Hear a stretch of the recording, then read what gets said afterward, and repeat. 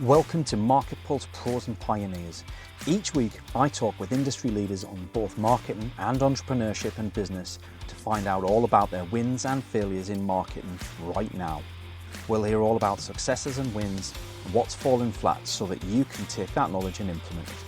Learn from the best, from the folks who've been there and done it all, as well as people just like you. Thanks for joining us. This is MarketPulse Pros and Pioneers. Good afternoon and welcome back for another episode of MarketPulse Pros and Pioneers podcast, brought to you in partnership with ADHD Liberty, breaking the pipeline between schools and prisons. If you want to know more about ADHD Liberty, the links are in the comments. Today's guest is the fabulous Gemma Crane. Gemma, welcome to the show. Good morning or good afternoon. Yeah, it's always weird, isn't it? We record these so far in advance. If you're watching this, it is published in the afternoon. It is 9 a.m. Hence, I look a bit worse for wear. I should be able to get up for 9, but here we go. So Gemma is the founder and director of Mindset HR. So that's a consultancy that goes beyond traditional HR by focusing much more on attitudes, behaviors, and workplace culture to create a happier, more productive business. Gemma's got over 25 years of experience in HR and recruitment, and she's worked across industries from retail to healthcare, law enforcement, and specifically on developing people-centric strategies that help bridge the gap between business owners and employees. She's super passionate about transforming workplace dynamics, ensuring businesses thrive through fostering trust, collaboration, and transparency. And if anybody has been watching the show recently, you'll have seen that I've, in my own personal account, not just on the MarketPulse, the values that you've pulled out in the bio there, they are very central to what a lot of the network is that we work with. So I'm sure that you get lots of positive feedback on how you differentiate yourself. And I think in 2025, do you know what? I think it's the way forward. Yeah. Rewinding back to the beginning, Gemma, Gosh. not many people aim to get into HR. How and why did you end up in HR in the first place? I have to say, it was probably a bit of a fluke. I started in retail, actually, when I came out of school, did the customer service piece, and then a friend of mine, a family friend, actually, a friend of mine was working for a well-known head office retailer at the time that were growing, and there was a vacancy available, and I applied for it. And of course, refer a friend was very much of their business model as well, so managed to get the job there and was there for, I think I was there for about 10 years. So very much started off in the head office in the HR department, or personnel as it was back in the day. So yeah, started off as an admin for them and then worked my way through different roles, ended up as a recruitment manager for them. Before moving on, I had a slight break. So I lived in Turkey for a bit whilst I was there. So I went off dancing and singing, which is my background. And then came back, and the role obviously had changed slightly, understandably, and they were kind enough to let me go off and come back, and then decided it was time for a change, really. I think living abroad makes you grow and evolve differently as a being. Yeah, I was quite different when I came back. So when you say singing and dancing, because that covers quite a lot of aspects. I've got friends who are like professional dancers and singers, and I've got people who are kind of entertainment. What kind of singing and dancing are we talking? Over there, I was doing production shows. So we would do 6 different themed shows a week in an open top restaurant. It was a sit down restaurant. People would come along and we would choreograph and set the routines. We did a Bond night, a Tina Turner night, a Disney themed one, a showgirl one. So there was all different themes throughout there. But I guess as a dancer, I'd been a dancer since the age of 3. So I'd done a variety of different things, been over to LA and worked for Disney for a bit, and travelled, did the Princess Cruises. So that's always been a bit of a background for me. And I've been really fortunate that most HR roles that I was in, I was able to go off and have a sabbatical or take that career break and either go back into that business when I came back home or to step into that next role. So I was very fortunate. So when you got the opportunity to do that and you're out there in Turkey and working in that environment, what brought you back again? A relationship. A relationship. A man brought me back to England. So he sadly lost his mum, and he was coming out every other week during his sort of off shift to come and see me. He was from the UK, and lost his mum very suddenly. So one weekend he was with me, and unfortunately, sadly lost his mum. So I came home to support the family, really, and that's what went from there.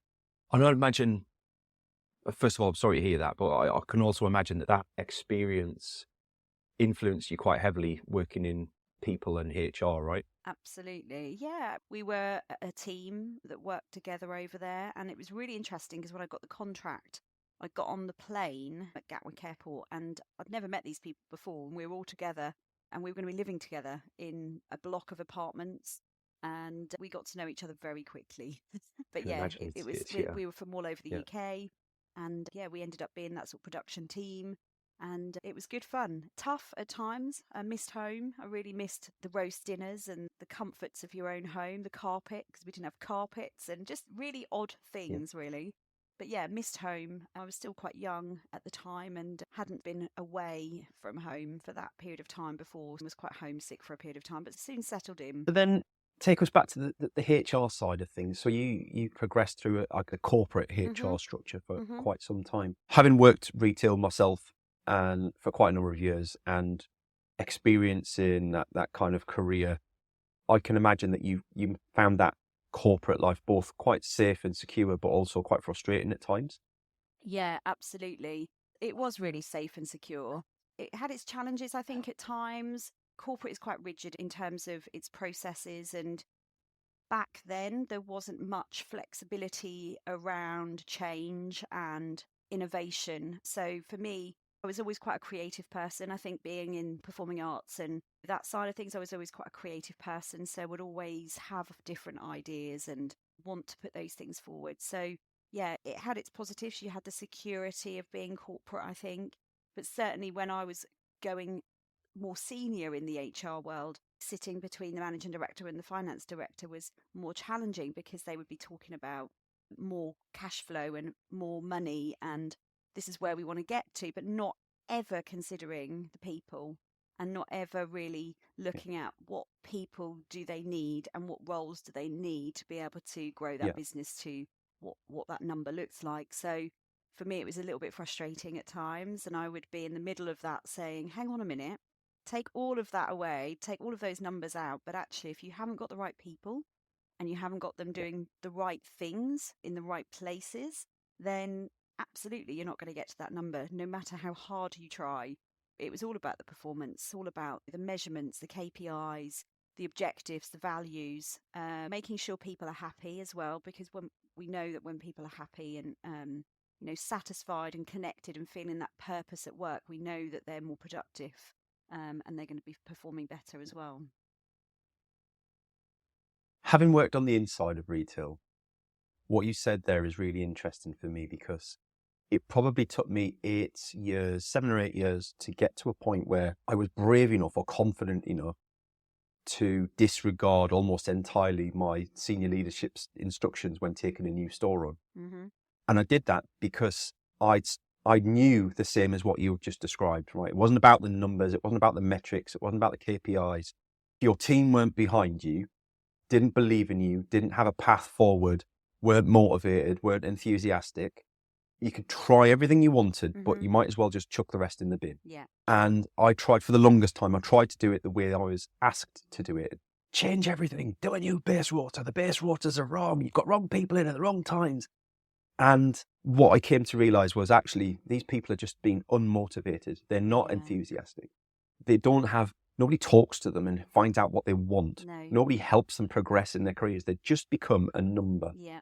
And once I hit that point where I was brave enough to say, no, I'm not doing it, the difference in the stores that I ran was huge. Yeah. And the management hated it because I was totally rebelling against everything that had been said. I'm like, no, I'm going to do this my way. You're paying me a lot of money to do what I do. Let me do what I do. And if I'm wrong, then we can deal with that consequence afterwards. Yeah. And I was never wrong. That the people, if you've got the people behind you, and it's interesting to hear that from a HR perspective, because I know some HR people in that same business who were as frustrated with things as I was. Yeah.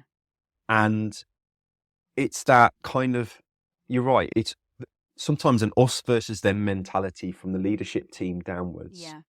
But then stuck having to justify actions through KPIs and metrics and red, green and finance, because that's what makes the world go around. Yeah. But actually, you've got to take that away and look, things that are hard to quantify. And I think that's the problem for a lot of those people. They come from a world where they used to be able to put a number on things. I know what that's worth to me. I know what the return is on that. And you're all of a sudden asking them to almost have faith in something. Yeah. And that's really hard, right? Yeah.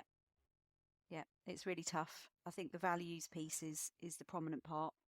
That attraction marketing when you're recruiting is really important. What is that recruitment strategy?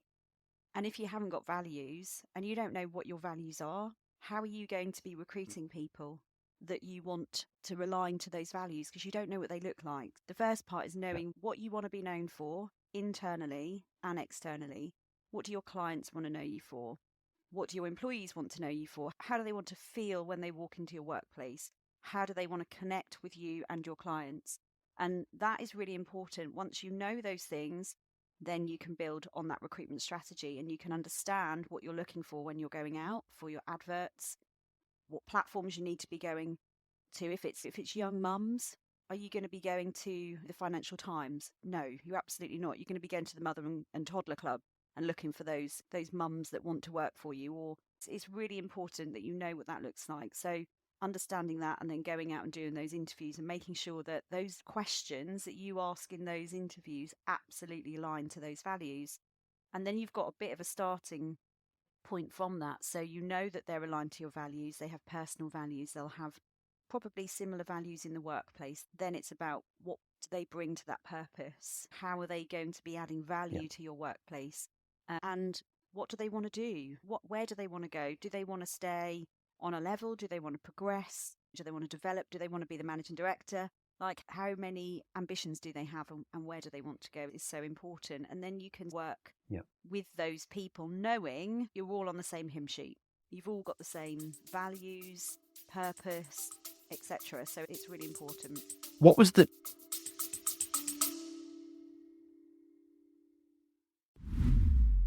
special shout out in today's episode for our charity partners, ADHD Liberty, led by Sarah Templeton, who are part of the fight to prevent the school to prison pipeline for ADHD and neurodiverse individuals. If you'd like to find out more, you can visit them. The show links are in the notes below, and I would encourage you to go along and have a look and educate yourself on their fight. It's an incredibly important cause, and we're super proud to have them as charity partners for the MarketPulse Pros and Pioneers podcast. Thank you. Enjoy the rest of your episode. Turning point for you where you said you'd had enough of corporate and you were going to go it alone. It was only What caused that to happen? 2020 I started the business, so we're still very young. Um, Mhm. I guess I've wanted to do it for some years. My son is now 11, and there was a period of time when I was a single parent, so that was a risk for me to not have that stability for him. But there was always a goal, if you like. There was always that goal of it's going to happen. The timing will be right when it's right. And I guess that happened around my 40th birthday. I was like, put your big girl pants on. And what's the worst thing that can happen? We're in a really good position at home. Henry's old enough now to be a little bit more self sufficient. And I just was probably at the point of being unemployable, I think, in the sense that I used to get really frustrated, and there was a role that I was working in near to the end of that period where I would really challenge managing directors, finance directors, be quite vocal about it. I never held back. I'm always transparent, which is why it's one of our values, because I need people to really understand the justification for my reasoning. And it really is down to them whether they want to change or not change. And absolutely, some people and some businesses are not prepared to change despite what they tell you in the beginning. I got to the point where I was like, do you know what? These businesses want to change, but actually, when you get in, they don't want to change. I really want to work with businesses that are inspired by change and by doing things differently, but actually have a passion for people and want to do the right thing by Yep. their people and lead by people. I did some coaching. I'm obviously a coach as well. So during lockdown, did lots of sort of one-to-one coaching, group coaching online. And I do lots of meditation. And actually the name Minds HR came to me through meditation. And I was like, wow, okay, this is it. Literally, this is it. Yep. Started creating things whilst I was in a corporate role, was very transparent with my director at the time and just said, look, I'm going to be stepping out. I'll happily do the redundancies that we've got underway at the moment. I'll see you through, of course, and I'll support you as I need to. But this is the end game for me, and this is the date I'm finishing. And actually, I probably would have been made redundant myself. Who Yeah. knows? But they knew what I was planning behind the scenes, and I just got everything aligned, my LinkedIn profile ready to go, marketing, website, you name it. It was like a switch on. And then September the 26th, 2022, I remember it like it was yesterday, did a live on my LinkedIn and said, hey, here I am. I'm now self-employed. Fantastic. Here we go. Help me, support me kind of thing, very vulnerably. Don't know where this is going to go. And I've never looked back. It's been incredible. To say, this is what I'm doing. I find a lot of people it's amazing how many people take the leap out of corporate and 6 months pass and they realize that they still haven't told their immediate network what it is that they're doing now compared to what they used to do. Because you make an assumption that people would know, because I've been posting it in my LinkedIn feed and Yeah. I have been saying things, and I've changed my company here. And actually what you do need to do is exactly what you've said, and just make that splash to Yeah. say, Hello. I've arrived. Hello, I'm here. Yeah. Fantastic. No, absolutely. And actually, there was a few clients that had been referred to us by past people that I'd worked with. And I'm talking, gosh, 15, 20 years ago that have come through and said, oh, you go to Mindset HR, it's Gemma, we used to work with Gemma, etc. So that's really Yeah. lovely. That's really lovely. And that's what it's all about at the end of the day. When you're in a profession and you've been in it for a long time, you would hope those people that you've really nurtured and helped and supported, whether they're manager level, supervisor level, director level, that they would really have your back and support you. Yeah. And we're finding that is the case. So that's wonderful. It's what I call in the industry a brand legacy, right? Where personal brand, without even trying, right? Everybody has a personal brand, and we all get hung up on this word personal branding. Yes. But actually, all it is just how you're talked about when you're not in the room, Yeah. regardless of who it is that you're talking about, whether it's your previous team that you used to work with, whether it's people on LinkedIn, whether it's your friends and family circle. We've all got a personal brand. Absolutely. But to hear someone who's built such a brand themselves through your work ethics and how you've held yourself, that people, like you say, 20 years later, that's phenomenal. Because Yeah. that is, I know the problems that you need to solve. I know who needs to solve them, and I know that they're the only person that can solve them in the way that you need them solving. Yeah. And that's what all of us should be aiming for, Yeah. is that kind of clarity on what separates us from everyone else. Yeah. And let's be honest, HR isn't exactly a small space. It's quite crowded already, Yes. right? Yeah. To have that impact on people who you've worked with in the past, that's phenomenal. Yeah. What is it that, if somebody was to, they've identified they've got a HR problem that they need support with, whether it's recruitment, whether it's legal work, whether it's just employee engagement type stuff, they've identified that you and a couple of others are potential candidates to help them solve that. What is it that you would talk to them about, how you're different from everybody else? What is it that sets you unique? Again, it depends on very much what it is that they need solving. But I guess our sort of USP is that we do work with business owners. We help them sleep at night. And a lot of the time, that's what I say when I go out networking, is people say, what do you do? And instead of saying I'm an HR consultant, they switch off. Sleep is like hypnotherapy. Yeah, HR. HR run. Where's the exit? Yeah, exactly. It's a little bit like finance. And so I always say we help business owners sleep at night, and they look at me a little bit strangely, but it really sparks a conversation. So that's probably one thing that we would say, is that we help business owners. And the reason we do that is because we're not just their HR partners. We will speak to you 10 o'clock at night, and we have been doing that the last couple of weeks. If you need to ring us because you can't sleep and you've got something you want to discuss to be able to sleep, then give us a call and we'll help you that and unprocess that in your mind. We also very much are visible in business. So we like to visit at least once a month with our clients, talk through any priorities and things like that. But we're visible. We don't just sit in the ivory tower. We work with the business owners, but we also support the employees. So all of the employees will have our details. They can contact us if they don't want to go to their manager.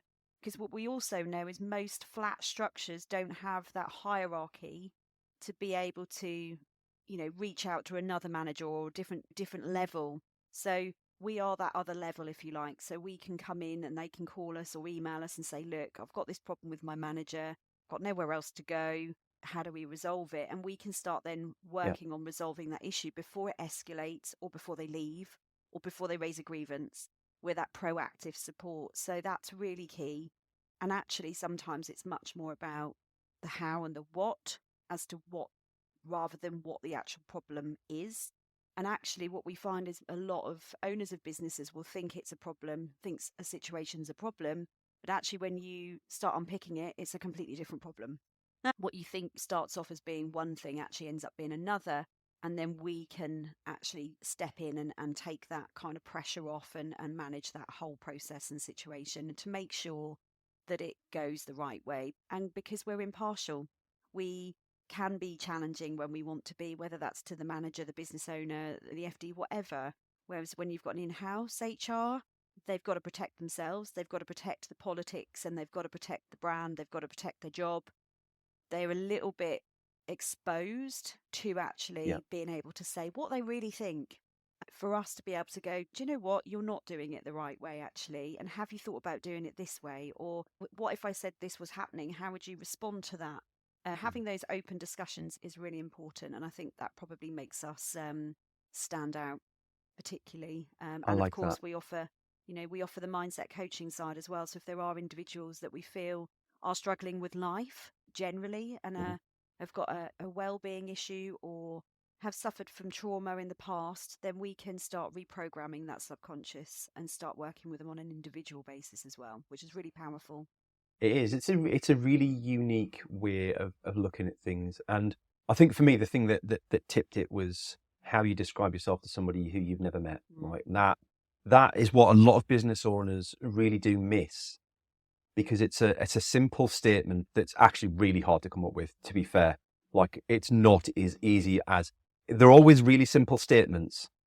And it's so simple that because you've got your head in the weeds as a business owner, you very rarely can you come up with them yourself. Hats off that you've got that, because it creates that curiosity and that emotional engagement to go, what do you mean? Yeah. And you've been invited in at that point. And that is the bit that so many people miss. Yeah. Just creating that, because otherwise you've got to go either a hard sales pitch or a really boring sales pitch. Yeah. Yeah.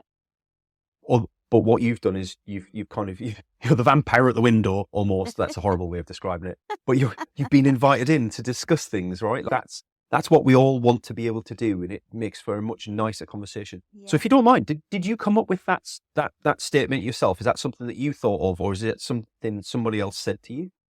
Which statement, sorry? We help business owners sleep at night. I think it was something that I came up with. I think comments had been made from clients about not being able to sleep because of people problems. We work with a lot of family businesses and they're having fallouts. And that's when you have the emotional attachment as well as the professional attachment to your business. That's a really different ball game to be in. And we help them to navigate through the emotional side, but also the professional and the legislative side as well, and keeping them compliant. So those two things. So I often say to the business owners that are literally, you can see them combusting in the room because they're going red, they're angry, and this is what they want to happen. I'm like, let's take a step back. Let's sit down. Let's do some work. Let's talk about how you're feeling. Let's talk about you. How does this make you feel? What does that look like? And how is that coming out in reality? And often they'll say, I'm just not sleeping. I can't sleep. Yeah. That's probably where that came from. And there's probably a few others that we tend to use as well, that when we go out networking and trying to take away that stigma of HR, because we are HR. And when I set the brand, I actually didn't want HR in the brand name, but I had to, because if not, people wouldn't know what we did. But it's changing that stereotypical view of HR, because I do know, and I think people think that HR people don't know. We absolutely do know that there's a stigma to HR, and we're seen as the bad guys, or we don't really have any influence in business, and that's very corporate.